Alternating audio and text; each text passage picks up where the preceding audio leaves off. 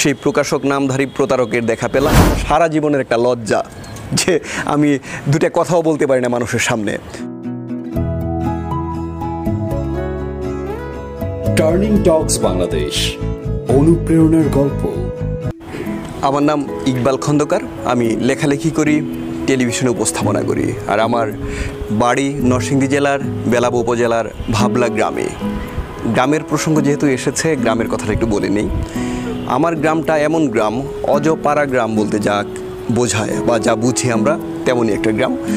হয়তো 5 বছর হয়েছে যে আমাদের গ্রামে বিদ্যুৎ এসেছে বা পাকা রাস্তা হয়েছে।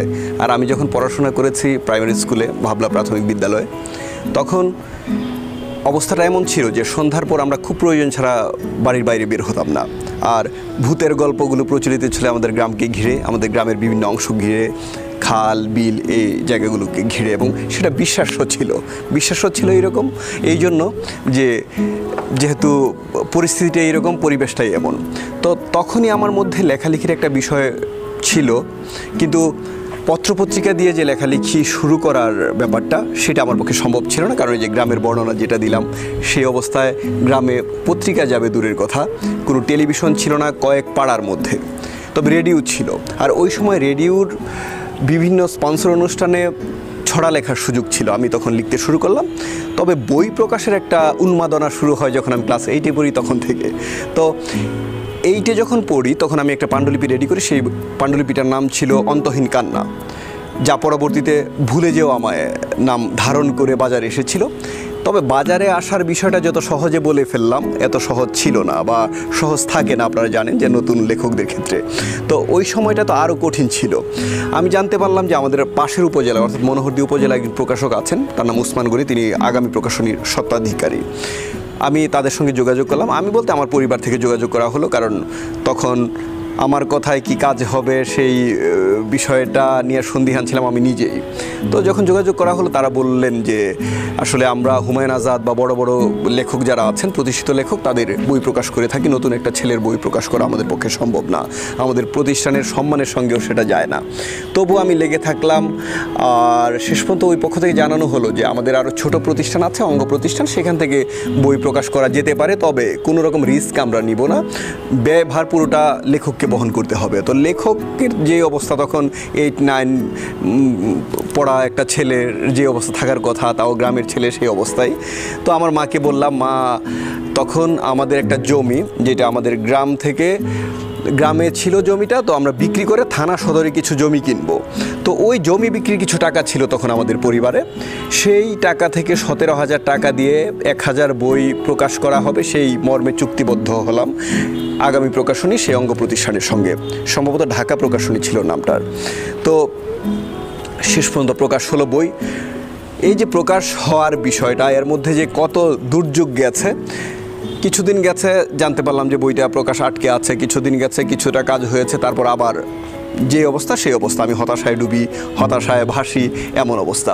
শেষ পর্যন্ত বইটা প্রকাশ হয় 2001 সালে, পুরোটাই আমার খরচ দিয়ে।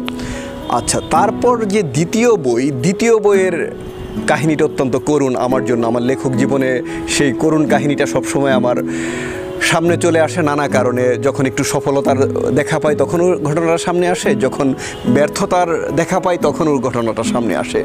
তো প্রথম বই যখন 17,000 টাকা দিয়ে প্রকাশ করলাম, পরের বইয়ের জন্য প্রস্তুতি নিচ্ছি, সেটাও মধ্যে অনেক লম্বা সময়, কারণ আমি তখন ইন্টারে পড়ি। আমি একজনকে 9,000 টাকা দিলাম, যে 1000 বই 17,000 টাকা দিয়ে প্রকাশ করেছি, হয়তো আর একটু কম, 200 বই যদি আমি প্রকাশ করি আর একটু কম টাকায় করা যাবে। তো আমি একজনকে টাকা দিলাম 9,000 টাকা। 9,000 টাকা, সে 200 বই আমাকে দিবে। কিন্তু দেখা গেল কিছুদিন পর সেই ছেলের আর সন্ধান নাই। অনেক চেষ্টার পর, অনেক তদবিরের পর সেই প্রকাশক নামধারী প্রতারকের দেখা পেলাম। তো সে আমাকে জানালো, আগে যে 9,000 টাকা দিয়েছেন সেটা দিয়ে কাজটা সম্পন্ন করা সম্ভব হচ্ছিল না বিধায় আপনার কাছ থেকে আমি পালিয়েছিলাম। আপনি যদি আরও 2,000 টাকা দেন তাহলে আপনার বইটা আপনার হাতে আমি দিতে পারবো। আরও 2,000 টাকা দিলাম। তারপরে এই 2,000 টাকা সহ তিনি উদাহ হয়ে গেলেন, আগের টাকা 2,000 টাকা সব মিলে। তো আমি তখন প্রচণ্ড হতাশায়, হয়তো আর কখনো বই প্রকাশ করব না এরকম অবস্থায়। তারপর ঢাকা ইউনিভার্সিটিতে ভর্তি হলাম। ওই সময়টায় আমি আবার টাকা জোগাড় করলাম। কিছুটা বন্ধুবান্ধবের কাছ থেকে নিয়ে, কিছুটা আমার খরচের টাকা থেকে বাঁচিয়ে, আর কিছুটা প্রকাশকের কাছে বাকি রেখে। তবে বাকি রেখে বলতে তিনি কোনো প্রকার সহযোগিতা করবেন, যে আমাকে যে খরচের টাকা যদি কথার কথা 10 টাকা আসে 8 টাকা নেবেন তিনি, সেরকম না। 10 টাকায় আমাকে দিতে হবে, তিনি কোনো প্রকার রিস্ক নেবেন না। যেভাবে হোক দ্বিতীয় বইটা প্রকাশ করলাম। দ্বিতীয় বই বলতে এটা আসলে তৃতীয় বই হওয়ার কথা ছিল, যেহেতু দ্বিতীয় বইয়ের টাকা পুরোটাই একজন মেরে দিয়েছে। তো দ্বিতীয় বই হিসেবে যেই বইটা প্রকাশ হলো সেটা বলতে গেলে তৃতীয় বইয়ের টাকা দিয়ে, অর্থাৎ দ্বিতীয় বইয়ের টাকা শেষ, আবার নতুন করে টাকা জোগাড় করে এই বইটা প্রকাশ করা। এটা গেল। এই ধাক্কার পরে এই যে আসলে একটা গর্তে পড়ে যাওয়া, এরপর থেকে এই গর্ত থেকে উঠে এসে আবার নতুন করে নিজেকে লড়াইয়ের মাঠে নেওয়াটা খুব অসম্ভব একটা ব্যাপার ছিল। অসম্ভব ব্যাপার ছিল, অন্য যে কেউ হলে হয়তো সেখান থেকে পিছু হটতেন এবং কখনোই আর বই প্রকাশ বা এই ধরনের জায়গাগুলোতে যেতেন না। কিন্তু আমার মনে হয় আমি জীবনের এই পর্যায়ে এসে চিন্তা করতে পারি, যেহেতু আমি এমন একটা গর্তে পড়েও আমি চিন্তা করেছি যে আমি পরবর্তী লেখালেখিতে থাকবো বা বই প্রকাশ করব, এমনকি লেখাকে পেশা হিসেবে নিব। আমার মনে হয় বড় পরীক্ষাটা আমার ওইখানেই হয়ে গেছে, যে আমি এমন প্রতিকূল অবস্থায় থেকেও আমি লেখালেখিকে ভালোবেসেছি, লেখালেখির কথা চিন্তা করেছি। তো সেই যে একটা লড়াই, সেই যে চড়াই উতরাই পার হওয়ার ধাপটা, সেটা আমার জীবনের জন্য অনেক বড় একটা টার্নিং পয়েন্ট। আমি যদি সেখান থেকে ছিটকে যেতাম, পরবর্তী বইগুলি হয়তো প্রকাশ করা সম্ভব হতো না। আজকে আমার প্রকাশিত বইয়ের সংখ্যা 86টি, এখন হয়তো আমি রয়্যালিটি পাই। কিন্তু যখন আমার জমি বিক্রি টাকা অন্যের হাতে চলে যায় শুধুমাত্র বই প্রকাশের এই দুর্বলতার সুযোগ নিয়ে, যখন আমি ছাত্র জীবনের অনেক কষ্টের টাকা মানুষের হাতে তুলে দেই কিন্তু সেই টাকা আত্মসাৎ করে, তখন ওই পর্যায়টার থেকে এই পর্যায়টা যখন আমি আলাদা করতে চাই অথবা যখন মেলাতে চাই, তখন আমার মনে হয় যে এই কষ্টটা করে আসার কারণে হয়তো আমি এইটুকু সাফল্যের মুখ দেখতে পেরেছি। তো যাই হোক, এরপর দ্বিতীয় বইয়ের গল্প গেল। তৃতীয় বই আমি মনে করেছিলাম, আমি তখন পুরোদমে পত্রপত্রিকায় লিখি, আমি মনে করেছিলাম যেহেতু আমার 2টা বই প্রকাশ হয়েছে এবং পত্রপত্রিকার মাধ্যমে অনেকে আমার নাম জেনেছেন, হয়তো কোনো প্রকাশক এগিয়ে আসবেন আমার বই প্রকাশ করার জন্য। তো আমি একজন প্রকাশককে আমার পাণ্ডুলিপি দিলাম, তৃতীয় বইয়ের পাণ্ডুলিপি। তিনি দেখলেন, দেখার কিছুদিন পর জানালেন যে কিছু খরচ লাগবে। তো খরচ কত? উনি বললেন যে প্রাথমিকভাবে 10,000 টাকা দিতে হবে। তো প্রাথমিকভাবে 10,000 টাকা মানে অনেক বড় অঙ্কের টাকা, তখন হয়তো 2004 বা 2005 এরকম সময়। তো এইটা শুনে আমি খুব ভরকে গেলাম।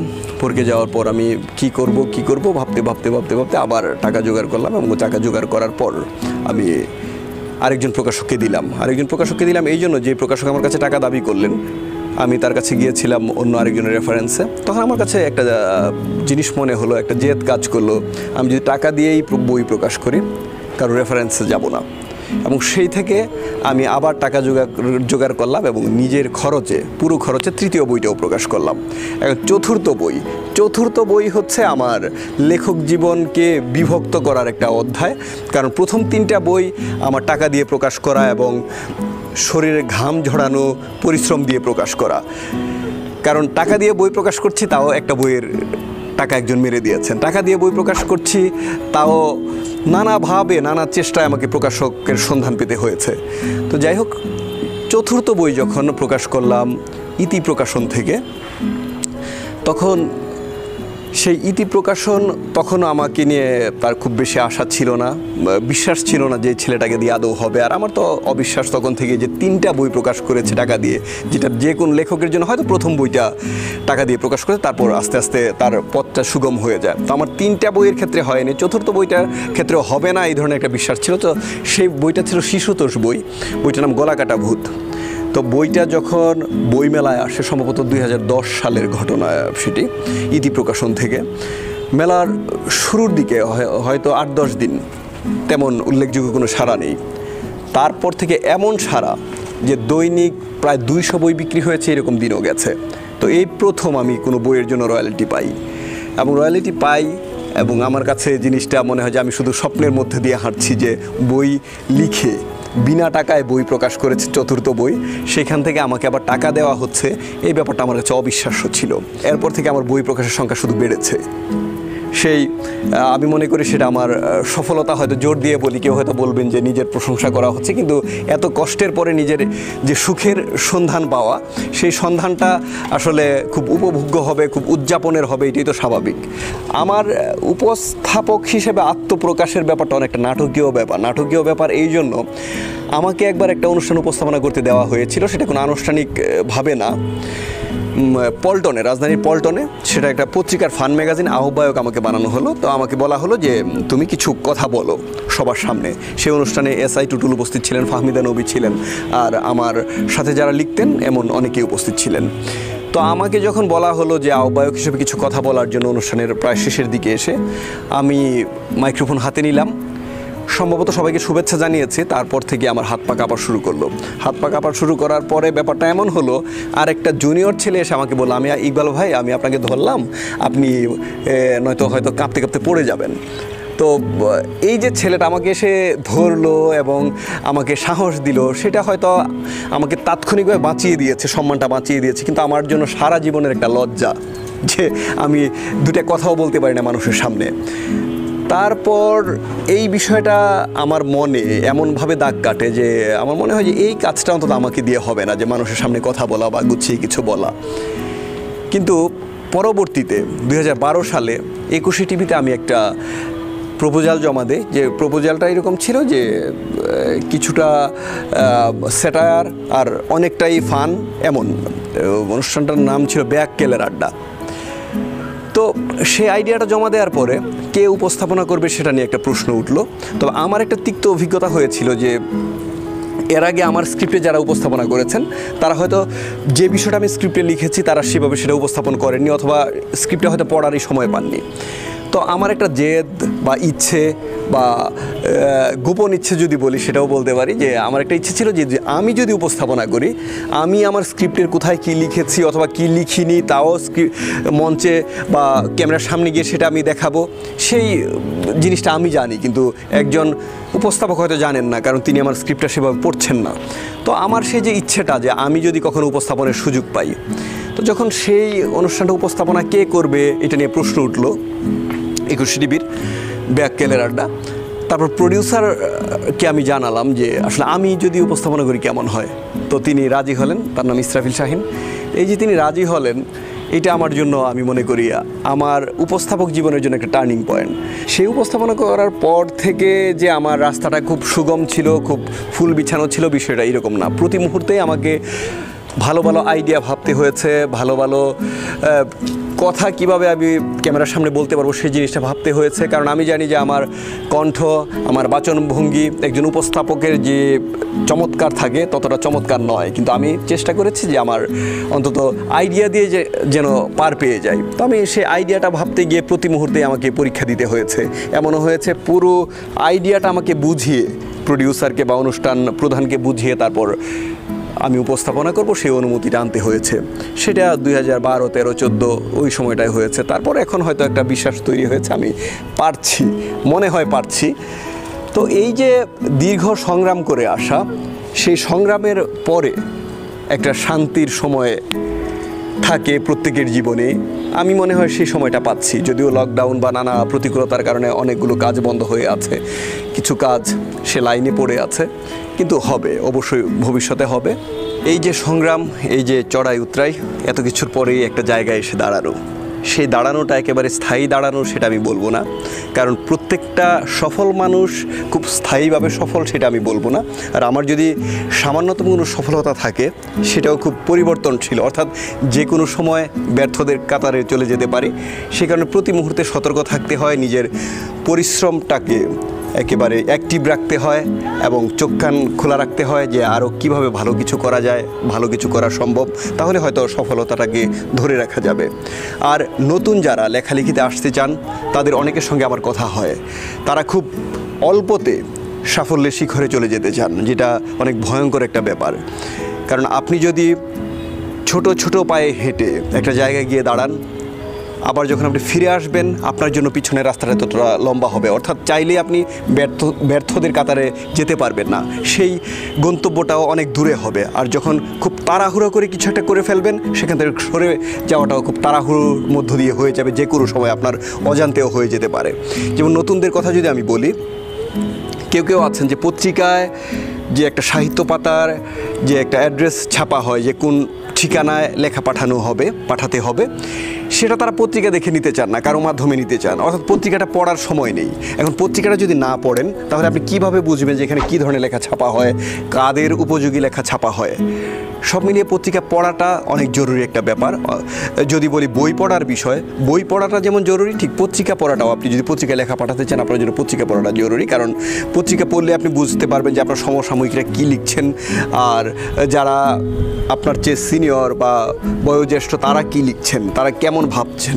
সেসব ভাবনার জায়গাগুলোকে পরিষ্কার করতে আপনাকে পত্রিকা পড়তে হবে।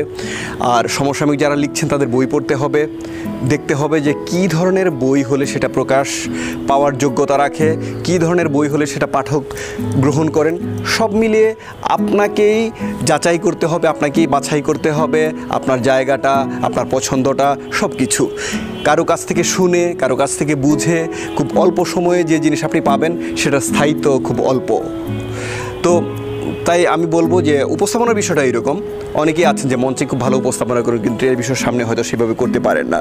এটা তার অযোগ্যতা না, সেটা হয়তো তার সাহসের একটা ব্যাপার। কারণ মঞ্চে যিনি ভালো উপস্থাপনা করেন টেলিভিশনেও তার ভালো উপস্থাপনা করার কথা।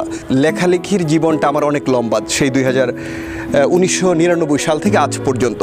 তাই যদি পরামর্শ দেই হয়তো অনেক অভিজ্ঞতার আলোকে দেওয়া যাবে। তো আমি শুধু এইটুকু বলবো যে একটু ধৈর্য থাকতে হবে, ইচ্ছেটা থাকতে হবে, আর স্বপ্নটা থাকতে হবে।